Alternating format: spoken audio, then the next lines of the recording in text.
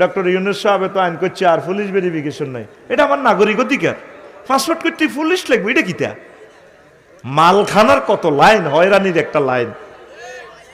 আমারটাই অনলাইনে সারাই দিও।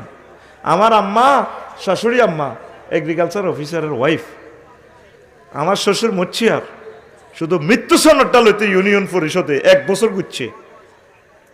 যে ফোলাটা 2 পাস করে না, সেই ফোলাটা চেয়ারম্যান। কত নির্যাতন করছে।